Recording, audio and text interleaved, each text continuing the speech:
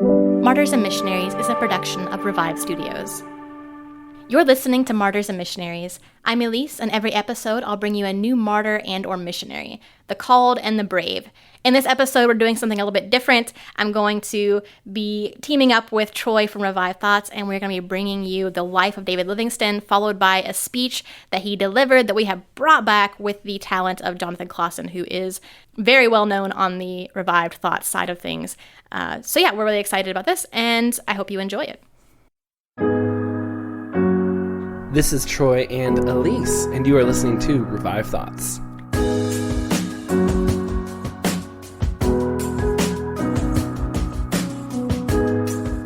The time would come when the whole world would receive the knowledge of Christ, because Christ had promised that all the earth should be covered with the knowledge of himself. Every episode, we bring you a different voice from history and a sermon that they delivered. This speech was delivered in Cambridge in 1857. Elise, this is fun. We don't normally do episodes where we cross over with other shows, but, Martyrs and Missionaries tell us the great stories of martyrs and missionaries, and Revive Thoughts brings their speeches back to life, and once in a while, we get this moment where both of these things come together. David Livingstone is one of the most famous missionaries of all time, and in this episode, we have a speech by him. Now, we've done a speech of his before. We did an episode in 2020. It was one of the biggest episodes of 2020. There's only 2 speeches of his really in existence, so this is the other one. And this one actually comes, if you were doing it chronologically, this one came before the other one we did, so this is actually day 1. The other speech is day 2, so we recommend you listen to both of them. We think they're really good, they're really great, and for this special speech where you get to just hit one of the great missionaries of history, I wanted to have Elise on so she could just combine this with Martyrs and Missionaries, because obviously she wants to have the missionary side of it, we want the speech, and so we thought it would be fun just to bring them both of these 2 sides together and represent them well. Yeah, I'm super excited to be on. It's very rare that Revive Thoughts gets to do missionaries because they very rarely have a sermon or anything like that you can really point to as a written or preached work. So this is very exciting for us, and we're excited to be able to bring this to you guys in a way that is a holistic representation of David Livingstone. Elise, this is also fun because if people don't know, Elise is my wife. She runs Martyrs and Missionaries, and then I help run Revive Studios with Joel. So this is fun for us because we get to actually do an episode together. Though we've both been working on Revive Studios for a long time, Elise has been a part of what we're doing for about a year now. We've never actually been on the microphones together, so this is kind of fun for me to have you across there. Oh, no, I completely agree. Usually I'm just monologuing for a long time, for many, many episodes. It's just me by myself. So it's super exciting to actually see somebody across and be able to be like, oh, hey, I'm talking to you, not just going on for a long time. But anyway, let's actually dive into David Livingstone here. David Livingstone was born in 1813 in Scotland, and he had some of the humblest beginnings a man could have. These were the early days of the Industrial Revolution, so the poor would spend their entire existences working in factories, and many children died or were permanently maimed working for them. David's parents both worked in these mills, and David would start working in them at the age of 10, and this was one of the worst mills you could possibly work at. He worked 14-hour days. He would get to the mill at 6 a.m., and he was leaving at 8 p.m., It was pretty terrible, and he used all the money that he earned there to pay for school, and he had heard stories from his father about missionaries who had done great things for Christ all his life, and yet when he actually came to Christ, it was reading a theologian's book who had combined a love for nature and pointed it back to Christ. And when he heard the story of a missionary in China who used his medical expertise, he knew he wanted to do the same. And this took many years to accomplish. In Scotland, they trained their doctors to be surgeons and physicians. Often we think of surgeons as just being surgeons. They take things out. They don't really fix anything. But Scotland had a very different viewpoint. They were like, okay, you're going to be able to take stuff out, but also you need to be able to cure ailments. So they could check your eyes, their heart, or remove a tumor. And it was very different from the way that everybody else did doctoring. Many of us, if we grew up in Livingstone's conditions, would be happy to survive. I mean, how many times must he have been exhausted from school and work, and they had to be careful not to lose a finger in the machines like so many others? And instead of wanting to go to China and help others, how many of us would have just been happy to have a better life? Would any of us want a life like his? I don't think so. Yet he did not see himself as having it hard, but instead he wanted to go to China and preach the gospel to the lost, and he trained for this goal until he was 25 years old. At 25, he was trained enough, he was ready to go. He went to the London Missionary Society, hoping to go to China. He had spent 3 months learning how to preach. Every good missionary should know how to preach, right? You're going to have to visit villages and know how to do it. Well, not Livingstone, though. He was not good at preaching. At his first attempt, he ran off the stage and nearly ended his missionary career. He didn't even finish it. He didn't even hardly get going. A mentor helped him get a second chance, and 3 months later, he was considered fit for missionary service. And just take a minute to think, one of the greatest missionaries who ever lived was scared to speak in public and ran off the stage early in his career. So if you feel like you've had some failures, you're going to see, some of the greats have had some failures too. You can come back from it. Exactly. Well, during the time that he spent those extra months training, the Opium Wars broke out, and that was this war in Britain, where Britain and China were fighting, and that broke out in 1839 and prevented him from going to China. They couldn't send any more missionaries over during that time. He went to a missions conference. He heard a speech by Robert Moffat, his future father-in-law, and he heard the line that stuck with him forever, quote, "The smoke of 1,000 villages, yet to be visited by the gospel." And within a few days, he was heading to Africa. His dad saw him off. He'd never see his dad alive again. This man had wanted so bad for Livingstone to make it, to do something great, and he had read missionary stories to him when he was younger, just hoping to put a heart for missions and a heart for adventure into him, and he would die just before Livingstone returned to England from his first time in Africa. His early days in the 1840s were not considered successful. In fact, some have said he never succeeded. I found this quote by a critic, and I want to read it to you because keep this in mind as you listen to the episode. I think you're going to find that criticism doesn't stand, but there is this aspect that we need to be aware of. And the quote goes like this: "During the anti-colonial 1960s, Livingstone was debunked. He made only one certified convert who later backslid. He explored few areas not already traveled by others. He freed few slaves. He treated his colleagues horribly. He traveled with Arab slave traders. His family life was in shambles. In short, too many, he embodied the white man's burden mentality." End quote. Now that's the quote the critic gives. So the same critic even mentioned that when there was decolonization happening, no one was taking down the statues of David Livingstone, and no one was renaming the cities, of which there are a few in Africa, named after David Livingstone. I think it's important, like so many of these guys we learn about in Revived Thoughts or Martyrs and Missionaries, to remember that they did fail. They suffered. You're going to listen to the story and just be blown away by how much Livingstone suffered. But it's that tenacity. It's the holding on to God's promises through it all. It's the still believing God is good despite everything God is putting them through. That is, in my opinion, what really stands the test of time. And that is what's going to make Livingstone's life and sacrifice so incredible. After a while living in South Africa, he started traveling north. Originally, this was to set up missionary stations and learn the language better, but over time he had this vision, a vision of an Africa connected, one where roads carried trade back and forth. He really believed that Christianity and trade could defeat slavery, and he hated slavery. He described seeing families being broken up by the slave traders, gangs of people chained together in the heat of Africa, running into bodies of slaves just left out in the open after they had died, usually after being beaten, and seeing their skeletons hanging in trees. Sometimes their paddles would bump into bodies in the night as they were on a river. And all of this made Livingstone desire deeply to destroy the slave trade at all costs. The slave traders hated his opposition and attacked him, and he had his goods stolen so many times because of it. His accounts of the atrocities of slavery in Africa moved the hearts of people in Britain. He helped them see the evils happening, and Britain would work to stop the slave trade in Africa, in large part because of Livingstone bringing it to light. Livingstone decided to cross the continent in order to find this visionary road for Africa, the one that would open it up to trade and the gospel. I think this is an easy thing to miss, but it's actually really a big deal because people might say like, oh, many people have traveled these roads before. Africans and Arabs have done it many, many times.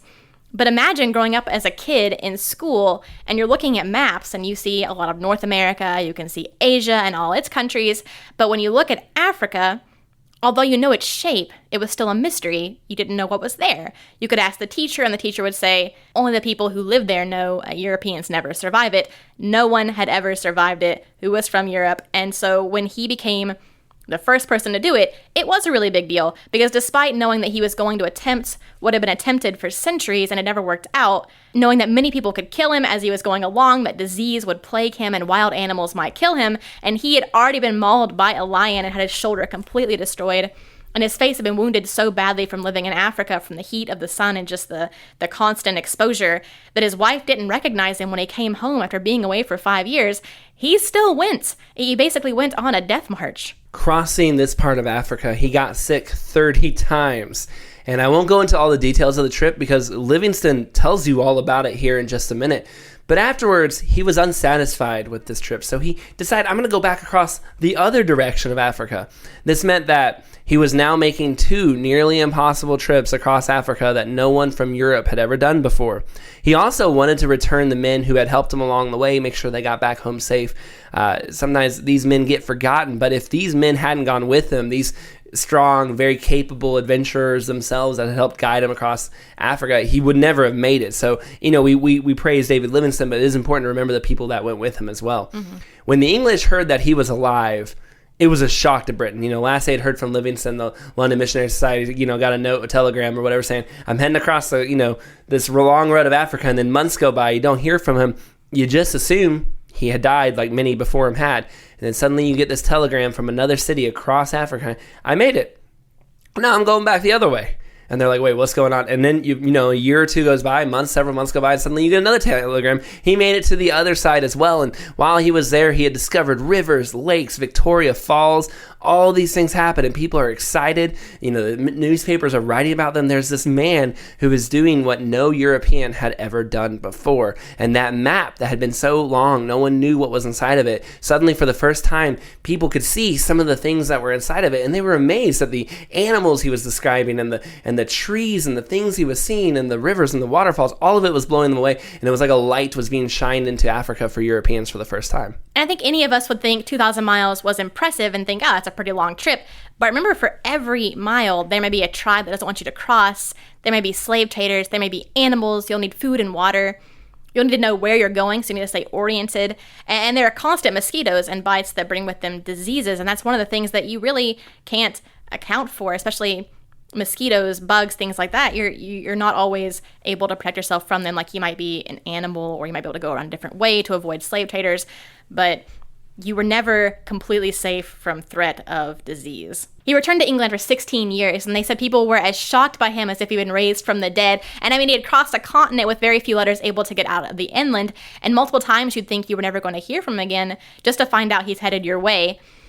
Huge crowds cheered for him, and everyone wanted him to speak, which is kind of funny because if you recall, he was unable to preach right before he came to Africa, so much that he almost failed, and now he's being asked, probably, 20 years later, something like that? Yeah, 20 years or so. Yeah, he's being asked to speak before basically an entire continent about the things that he's found. And it would be easy to forget about his wife as well. She had experienced these hardships waiting to hear from him, and for years she'd gone without seeing him, and people questioned their marriage and their love and whether she was a fool to be married to someone gallivanting across Africa like he did. Is he staying faithful? What is he doing over there? Kind of stuff you would hear for years from people that at one point you considered to be friends. And yet when he was receiving praise, he had her right next to him the entire time. And one lord gave a speech and said that she deserved all the respect that he did for her commitment to him. While in England, he was pressured to write his book.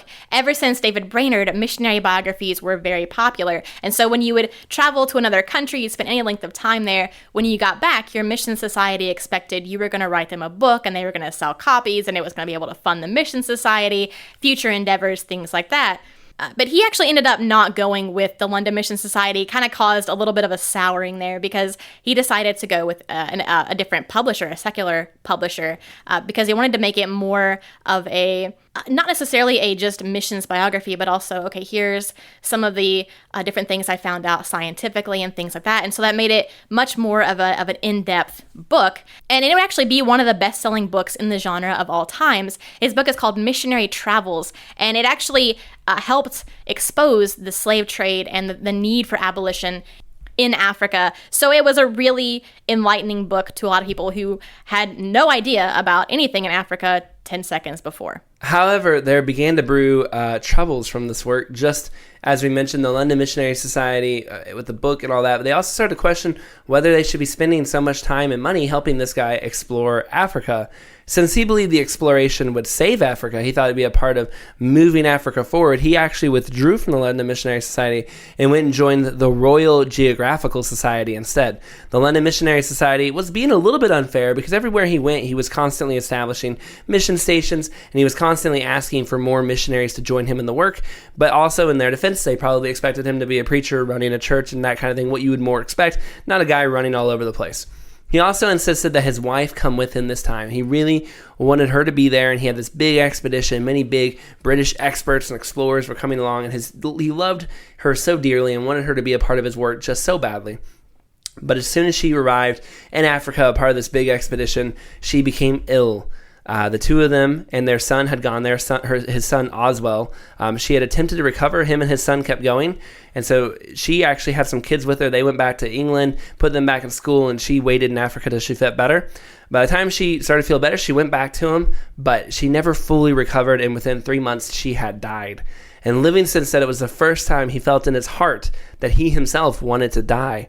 Despite all the physical suffering, everything he had gone through on this point, it was when he lost his wife, that hurt him so much more and just broke him. He, unlike many of the men we will cover and have covered and Elise has covered, he never did remarry. Around the same time, he got some other bad news.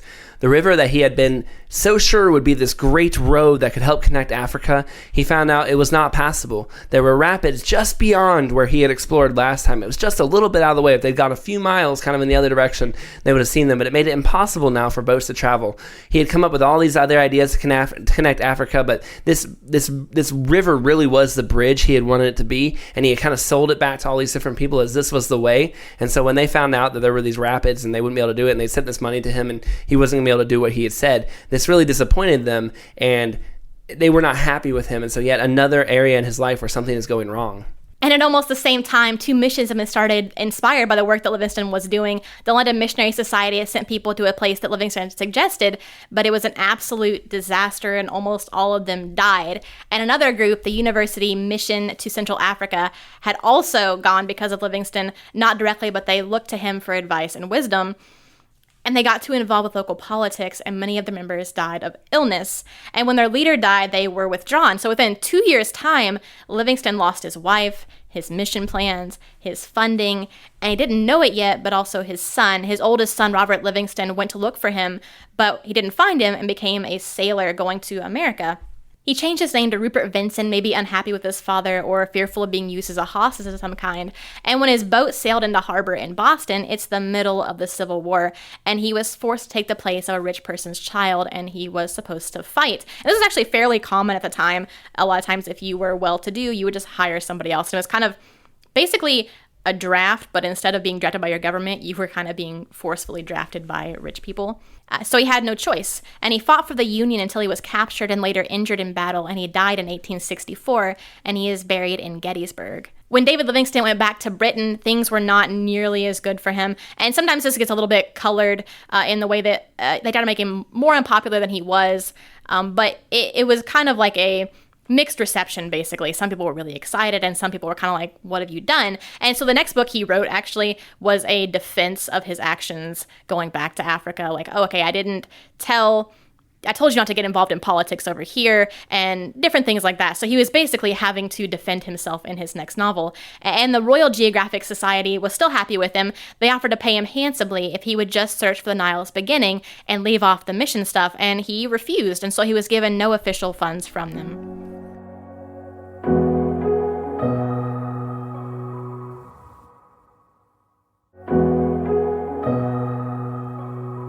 When he arrived in Africa now, this next time, he wanted to find where the Nile began, and he wanted to continue to bring trade and Christianity everywhere he went. No one heard from him for years. Several years, in fact, would go by, and no one knew where he was. In fact, some of the people that had traveled with him and gave up said, oh, he died, he's dead. And so it really seemed like Livingstone was gone. But an American reporter was told, go and find him. It'd be the biggest news scoop in the world. If you can go find Livingstone. The guy who sent him was like, I just think he's still alive out there. So this reporter, a Civil War soldier who had been captured and survived, much like Livingstone's son, except he had not survived, was sent to find him. Meanwhile, Livingstone is in Africa, and his medicine, the one he needed to ease his pain, had recently been stolen from him. He would just go around in just extreme suffering with nothing to stop it. Foot sores, some of his teeth were falling out. He had all kinds of dysentery, all kinds of terrible things were happening to him all the time. And one day he described just breaking down and asking God if it was just time. Maybe God, it's time to end my suffering. Take me home, Lord. I'm done. I don't know that I have anything left in me. And if you're done with me, can you let me come home? Is what he pretty much prayed. And when he finished praying, he was shocked to see just maybe a few minutes later, the story describes it almost as he looked up, he was there. I don't know if it was quite that miraculous, but the Lord could definitely do it. He looks up and he sees a European coming into his hut. And it's probably the first time he'd seen one in years. And he kind of looks at him and famously says, the European looks at him famously and says, Dr. Livingstone, I presume? Now, he came with that line in his mind, but it became one of the most famous lines of all time. Now, he also came bearing the very medicine Livingstone needed, the very medicine Livingstone had been asking God to give him. And he also came with letters, memories from home, news from Europe, things that really deeply comforted him. This man, that same reporter who had been sent to find Livingstone earlier, Henry Morton Stanley, deeply encouraged him in that moment. And he got the courage and the strength to keep going and to not give up yet. Henry Morton Stanley, by the way, wow. What a life. Never seen anything like it. I'll be honest. Elise asked me how she was going to ever top Gladys Aylward on Martyrs and Missionaries. If you haven't listened to her 3-part on that, my goodness, it's really good. You need to go listen to it. And download that right now while you're listening to this one. And I told her, don't worry, you will. There's always another incredible story to tell. And when we tell you that story might be Stanley's story, I've never read anything like it. It just keeps going. You think it's done. You're like, okay, this is the most a man can do. And then you literally, you finish reading a section, and I won't ruin any of it for you. You finish reading a section, you're like, how bad can it get? Like, oh, the worst is behind them. And no, the worst had yet to come. And you're like, what is going to happen? It's insane. It's absolutely insane that one human lived that life. And be looking for that in Martyrs and Missionaries. Again, it might be the one that comes to kind of go up against Gladys Aylward for great, just amazing stories. So Henry comes to Livingstone, and he's a devout atheist at this point, by the way. But walking, living with Livingstone for a few months in Africa, it changed him. He saw this broken man who'd lost teeth. He lost an eye. He lost the use of his left arm. He lost his wife. He lost his son. He'd given up so much for God. He was miserable. He was slowly dying of dysentery and any other disease. But instead of seeing a broken man, he saw a man just filled with grace and virtue. Stanley would later report his surprise and how he was just captivated, his words, by the courtesy, dignity, patience, and high morals of Livingstone. Writing of him, he would say directly, Stanley would say, quote, lowly of spirit, meek in speech, merciful of heart, pure in mind, peaceful in act. During health or sickness, he was consistently noble, upright, pious, and manly, in all the days of my companionship with him. Livingstone's patience and perseverance, it just impressed Stanley so much, and he did become a believer. Stanley wanted Livingstone to return to Britain to recover, but Livingstone was determined to explore and learn more, even as sick and as fragile as he was. I mean, basically, there wasn't an ailment this man did not have. He shared his stories that helped highlight again the evils of slavery, and within about a year, in 1873, he had died. And the legend is that he died while praying on his knees. And actually, we heard somebody talk about this. He was praying so diligently and so faithfully and so piously. The people who were there, they were kind of like around him to make sure that he could get into bed okay, because he was praying at the foot of his bed. They felt kind of uncomfortable. They're like, okay, this man is communing one-on-one with the Lord, and we really shouldn't be here. And so they left the room, and the rumor has it that this is how he died, just communing with the Lord. And his only regret in life was that he was not able to be a better father to his kids. And he was as good of a father as you can be, being away from your children and separated by an entire continent. But his children clearly loved him. One of his sons tried to go and find him. Another son actually traveled with him for a time. They had as good of a family as you could possibly have, but that was his only regret, was that he was not able to be a better father to his kids. And his body was traveled thousands of miles as they carried it out of Africa. They stopped and made sure they embalmed him, and they wanted to make sure that it was interned in a way that was respectful and deserving of the life and station that he held. And this is actually important because it tells you how much they respected the work that he did while he was there, because he was carried out much like you would carry out basically a king. And he was eventually buried in Westminster Abbey. And actually, Stanley was one of the pallbearers at that funeral, and he held I didn't know this, but there is a the most respected pallbearer. There's a position for them. Maybe that's common knowledge. I didn't know that. Anyway, Stanley was that man. He was the most respected pallbearer. In this speech, this happened in the middle of his life. He tells people of his adventure and life in Africa. And this is kind of early. I mean, he hadn't gotten some of the worst parts of his life yet, but you can see that he held on through it no matter what. He wants to change the people's hearts and minds on Africa. He wants to encourage them to end the slave trade, and more than anything, he wants to inspire them to go and to be missionaries to that continent.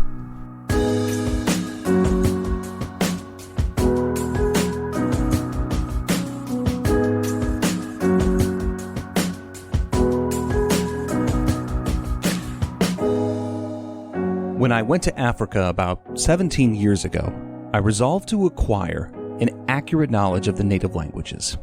And as I continued, while there, to speak generally in the African languages, the result is that I'm not now very fluent in my own. But if you will excuse my imperfections, I will endeavor to give you as clear an idea of Africa as I can. If you look at the map of Africa, you will discover the shortness of the coastline. This is one reason why the interior of Africa has remained so long unknown to the rest of the world. In the southern part of Africa lies the Great Kalahari Desert. Not called this because it is merely a sandy plain, devoid of vegetation. Such a desert I never saw until I got between Suez and Cairo. Kalahari is called a desert because it contains no streams, and water is obtained only from deep wells.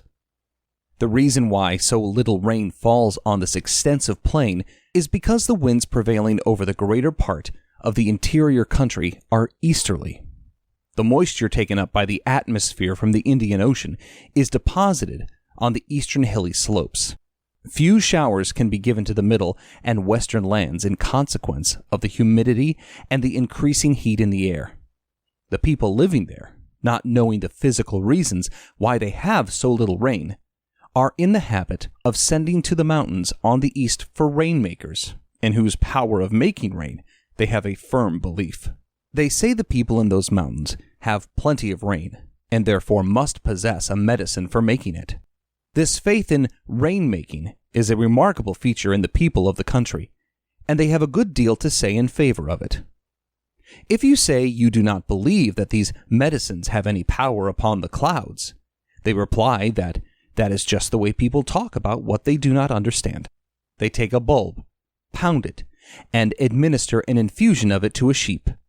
In a short time, the sheep dies in convulsions, and then they ask, "Look at the power of our medicine." I do not think our friends of the homeopathic persuasion have much more to say than that. You cannot convince them that they have no power to make rain. As it is with the homeopathist, so it is with the rainmaker. You might argue your tongue out of joint and would convince neither. I went into that country for the purpose of teaching the doctrines of our holy religion, and settled with the tribes on the border of the Kalahari Desert. These tribes were those of the Bakwains, Bushmen, and Bakalahari. Sheshele is the chief of the former. On the occasion of the first religious service I held, he asked me if he could put some questions on the subject of Christianity to me. This was the custom of their country when any new subject was introduced. I said, by all means.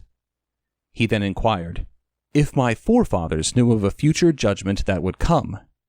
I said yes, and began to describe the scene of the great white throne, and him who would sit on it, from whose face the heavens will flee away, and be no more seen. Interrupting, he said, "You startle me. These words make all my bones shake. I have no more strength in me. You have been talking about a future judgment, and many terrible things of which we know nothing about. Did your forefathers know of these things?" I again replied in the affirmative. The chief said, "All my forefathers have passed away into darkness, without knowing anything like this will come. How is it that your forefathers, knowing all these things, did not send word to my forefathers sooner?" This was a puzzler. But I explained the geographical difficulties and said it was only after we had begun to send the knowledge of Christ to Cape Colony and other parts of the country to which we had access that we came to them, that it was their job to receive what Europeans had before obtained, and that the time would come when the whole world would receive the knowledge of Christ. Because Christ had promised that all the earth should be covered with the knowledge of himself. The chief pointed to the Kalahari Desert and said, "Will you ever get beyond that with your gospel? We, who are more accustomed to thirst than you are, cannot cross that desert. How can you?" I stated my belief in the promise of Christ. And in a few years afterwards, that chief was the man who enabled me to cross that desert. And not only so, but he himself preached the gospel to tribes beyond it. In some years, more rain than usual falls in the desert, and then there is a large crop of watermelons. When this occurred, the desert might be crossed. In 1852, a gentleman crossed it, and his oxen existed on the fluid contained in the melons for 22 days. In crossing the desert, different sorts of countries are met with. Up to 20th south latitude, there is a comparatively dry and arid country, and you might travel for 4 days, as I have done, without a single drop of water for the oxen. Water for the travelers themselves was always carried in the wagons, the usual mode of traveling south of the 20th degree of latitude being by ox wagon. For 4 days, upon several occasions, we had not a drop of water for the oxen, but beyond 20th south latitude, going to the north, we traveled to Luanda, 1,500 miles without carrying water for a single day. The country in the southern part of Africa is a kind of oblong basin, stretching north and south, bounded on all sides by old mineral rocks. The waters of the central basin find an exit through a fissure into the river Zambezi, flowing to the east. My object in going into the country south of the desert was to instruct the natives in a knowledge of Christianity, but many circumstances prevented my living amongst them for more than 7 years. One of my concerns arose out of the slave system carried on by the Dutch Boers. I resolved to go into the country beyond, and soon found that, for the purposes of commerce, it was necessary to have a path to the sea. The chief was overjoyed at the suggestion of bringing commerce from the sea, and furnished me with 27 men, and canoes, and provisions, and presents for the tribes through whose country we had to pass. We might have taken a shorter path to the sea than that to the north, and then to the west, by which we went. But along the country by the shorter route, there is an insect called the tsetse, whose bite is fatal to horses, oxen, and dogs, but not to men or donkeys. You seem to think there is a connection between the two. The habitat of that insect is along the shorter route to the sea. The bite of it is fatal to domestic animals, not immediately, but certainly in the course of 2 or 3 months. The animal grows leaner and leaner, and gradually dies of starvation. On account of this insect, I resolved to go to the north, and then westwards to the Portuguese settlement of Luanda. Along the course of the river which we passed, animals were so abundant that there was no difficulty in supplying the wants of my whole party. Antelopes were so tame that they might be shot from the canoe. But beyond 14 degrees of south latitude, the Africans had guns, and had themselves destroyed the game, so that I and my party had to live on charity. The people, however, in that central region were friendly and hospitable, but they had nothing but vegetables to give. The most abundant was the cassava, which, however nice when made into tapioca pudding, resembles in its more primitive condition nothing so much as a mess of laundry starch. There was a desire in the various villages through which we passed to dialogue with us, and kindness and hospitality were shown to us. But when we got near the Portuguese settlement of Angola, the case was changed, and payment was demanded for everything we needed. But I had nothing to pay with. Now the people had been in the habit of trading with the slavers, and so they said I might give one of my men in payment for what I wanted. When I told them that I could not do this, they looked upon me as an interloper, and I was sometimes in danger of being murdered. As we neared the coast, the name of England was recognized, and we got on with ease. Upon one occasion, when I was passing through the parts visited by slave traders, a chief who wished to show me some kindness offered me a slave girl. Upon explaining that I had a little girl of my own, whom I should not like my own chief to give away, the chief thought I was displeased with the size of the girl, and sent me one that was taller. By this and other means I convinced my men of my opposition to the principle of slavery, and when we arrived at Luanda, I took them on board a British vessel, where I took pride in showing them that those countrymen of mine and those guns were there for the purpose of putting down the slave trade. They were convinced from what they saw of the honesty of Englishmen's intentions, and the hearty reception they met from the sailors made them say to me, "We see they are your countrymen, for they have hearts like you." On the journey, the men had always looked forward to reaching the coast. They had seen Manchester prints and other articles imported, and they could not believe that they were made by mortal hands. On reaching the sea, they thought that they had come to the end of the world. They said, "We marched along with our father, thinking the world was a large plain without limit, but all at once the land said, 'I am finished. There is no more of me.'" And they called themselves the true old men, the true ancients, having gone to the end of the world. On reaching Luanda, they commenced trading in firewood, and also engaged themselves in 6 pence a day in unloading coals, brought by a steamer for the supply of the cruiser lying there to watch the slave vessels. On their return, they told their people, "We worked for a whole moon, carrying away the stones that burn." By the time they were ready to go back to their own country, each had secured a large bundle of goods. On the way back, however, fever detained them, and their goods were all gone, leaving them on their return home as poor as when they started. I had gone towards the coast for the purpose of finding a direct path to the sea, but on going through the country we found forests so dense that the sun had not much influence on the ground, which was covered with yellow mosses, and all the trees with white lichens. Amongst these forests were little streams, each having its source in a bog. In fact, nearly all the rivers in that country commence in bogs. Finding it impossible to travel here with wheels, I left my wagon behind, and I believe it is standing in perfect safety where I last saw it to this very day. The only other means of travel we had was oxback, by no means a comfortable mode of traveling. I therefore came back to discover another route to the coast by means of the river Zambezi. The same system of inundation that distinguishes the Nile is also afflicted by this river, and the valley of the Baratze is exceedingly like the valley of the Nile between Cairo and Alexandria. The water does not flow off, but gradually soaks into the soil, and then oozes out in bogs, in which all the rivers take their rise. They have 2 rainy seasons in the year, and consequently 2 periods of inundation.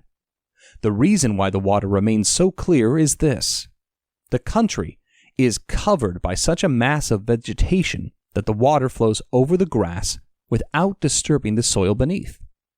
There is a large central district containing a large lake formed by the course of the Zambezi, to explore which would be well worthy of the attention of any individual wishing to distinguish himself.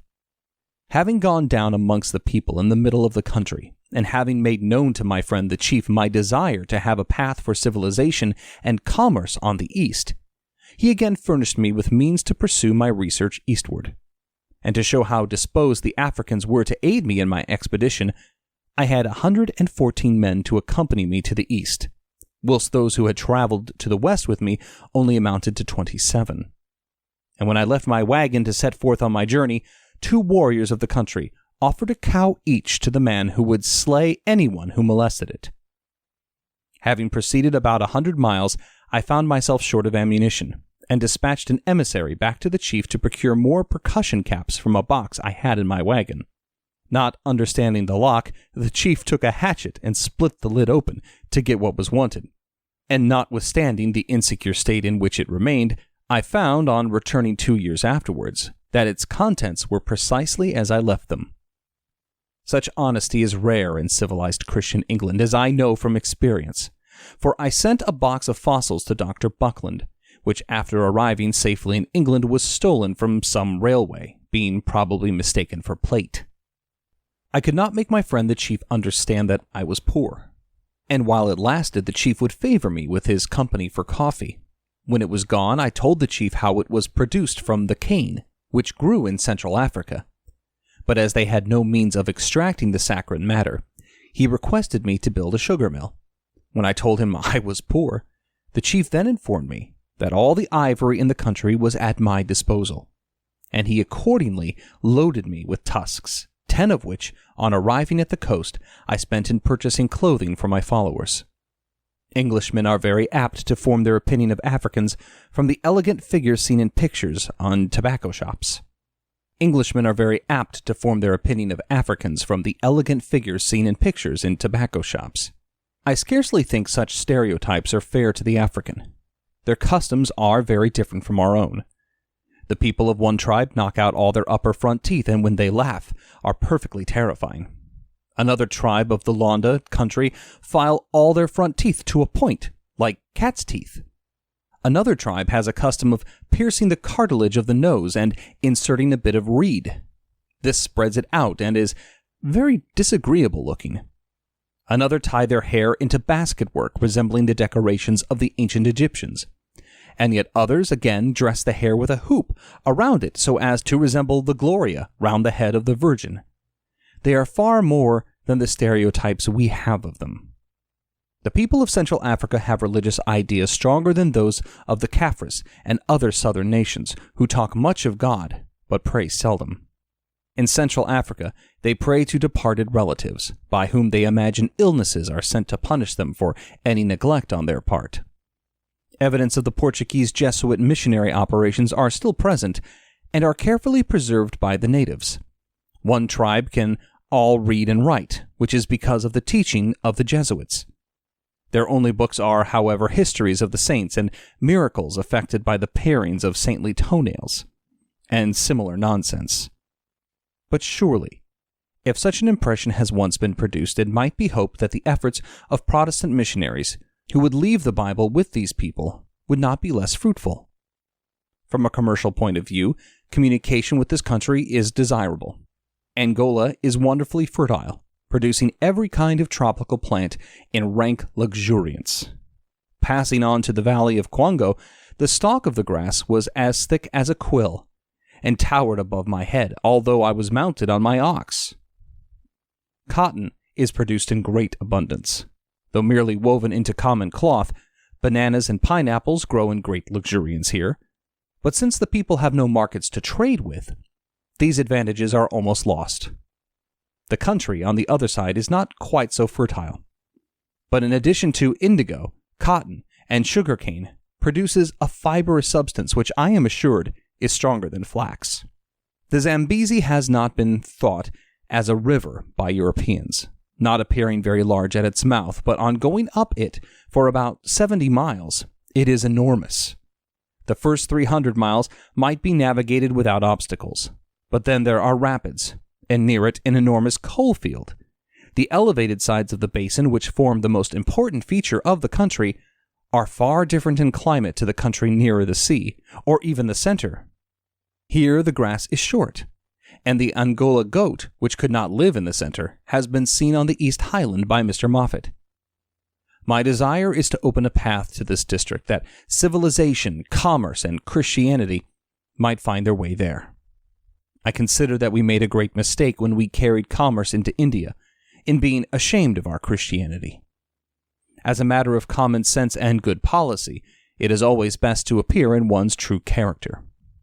In traveling through Africa, I might have imitated certain Portuguese Jesuits from the past and have passed for a chief, but I never attempted anything of the sort, although endeavoring always to keep to the lessons of cleanliness rigidly instilled by my mother long ago. The consequence was that the natives respected me for that quality, though they did not follow it themselves. I had a pass from the Portuguese consul, and on arriving at their settlement I was asked what I was. I said, a missionary, and a doctor too. They asked, are you a doctor of medicine? Yes. Are you not a doctor of mathematics too? No. And yet you can take longitudes and latitudes. Then they asked me about my mustache, and I simply said I wore it, because men had mustaches to wear and ladies had not. They could not understand either why a priest should have a wife and 4 children, and many jokes took place upon that subject. I used to say, is it not better to have children with than without a wife? Men of education and proper manners always command respect, without any extra need to qualify themselves. A prospect is now before us of opening Africa for commerce and the gospel.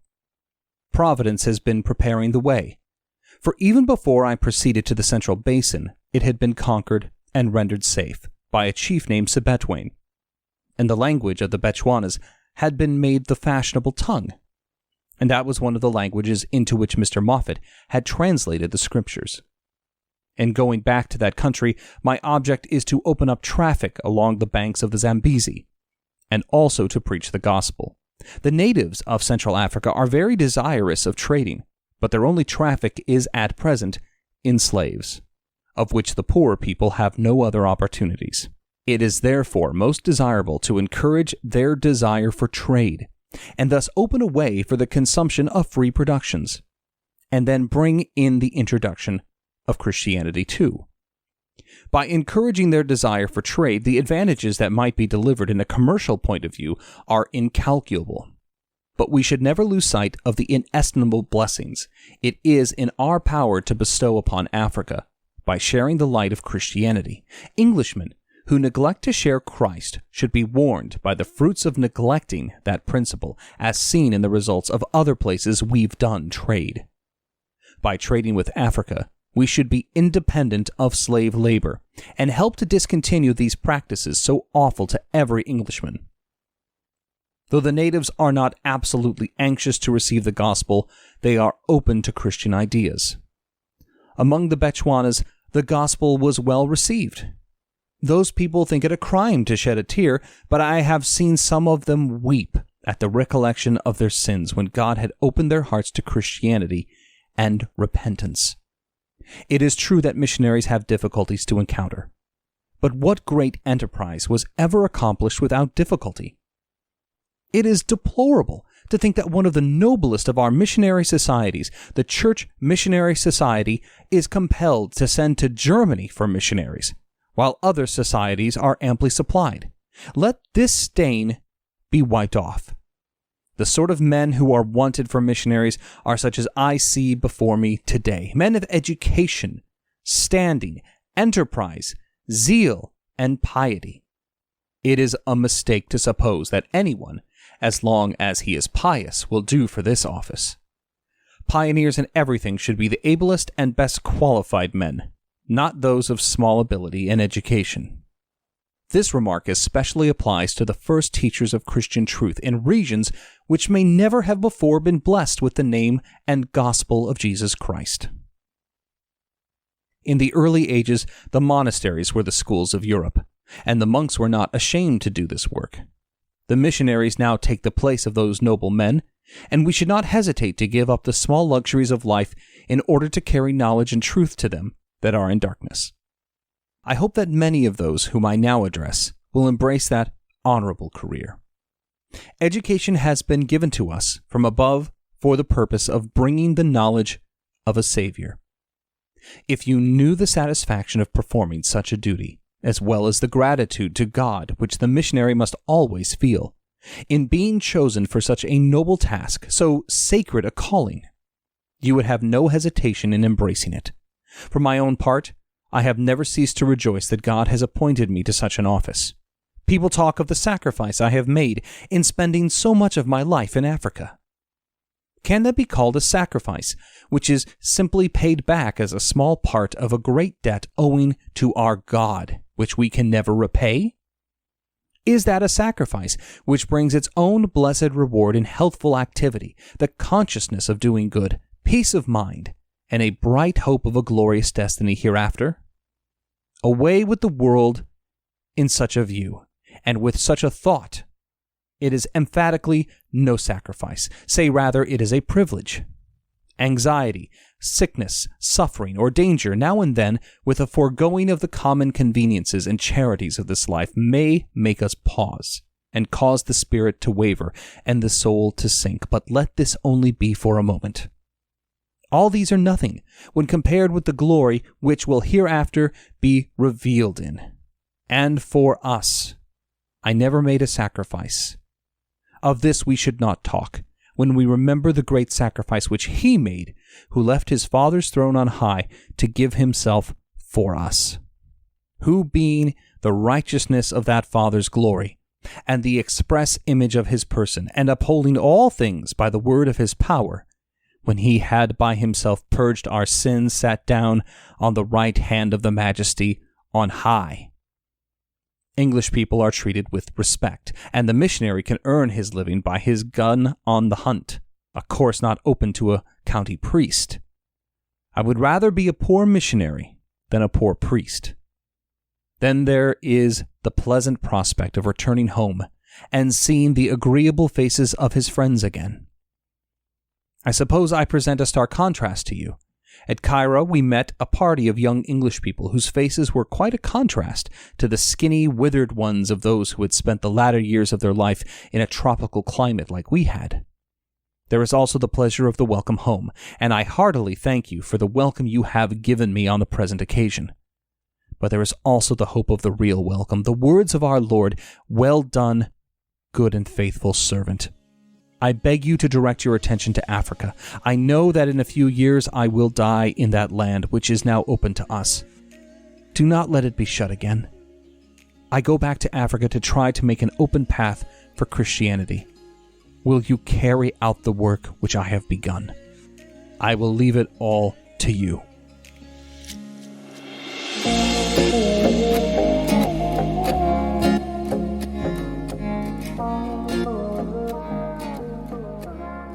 You'll hear in this speech, and the other speech we have in this, again, if you haven't heard that one, make sure you go listen to it, that he was always looking for more people to carry out the work. We know after he died that Mary Slessor, someone Elise had on her show she had covered, would go to Africa motivated by his death to go continue the work that he was doing, and she would do great things for him. Henry Stanley also, who Elise will cover later, he also, when he realized Livingstone wasn't there, he would go and continue that work too. Some doubt his success. I did read that quote at the top of the show saying, well, he wasn't actually very successful after all. But the evils of slavery were highlighted, maps were filled in, science and animals were brought to the world that didn't, and many people were told about Jesus Christ. And many, many were inspired to become missionaries by his work. I think, though, the question is, 160 years later, who will carry out that work? Are there still people going? Is the work being done? Is Christ still being brought to these places where his name has never been heard before?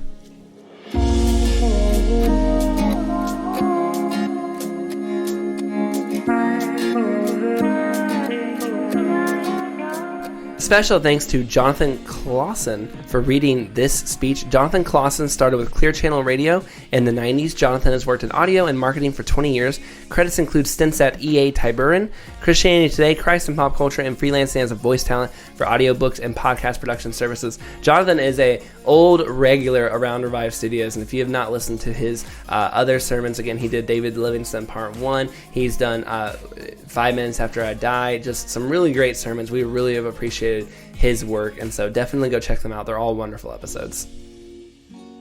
This wraps up this episode of Revive Thoughts. Thank you, Elise, for coming on from Martyrs and Missionaries, Revive Studios' sister show, to help us tell the great story of this amazing missionary. Yeah, no, it's my pleasure. I am very excited we were able to come together and bring back the speech of somebody whose life is just so important, pivotal, monumental in missionary and just Christian history. Absolutely. If you are not subscribed to Martyrs and Missionaries, we absolutely want you to go subscribe to that. If you're coming in from the Martyrs and Missionaries feed and you don't really know much about Revive Thoughts, we also encourage you to subscribe to Revive Thoughts, where we bring speeches of the past back to life, and we hope you guys will enjoy these different shows. We think this show is a great one to share with other people. It is a rarity of history, something truly brought back that has been forgotten, and a story and a man who will definitely inspire many to come.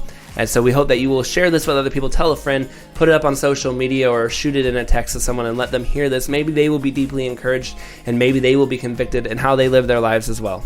This is Troy and Elise, and this is Revive Thoughts.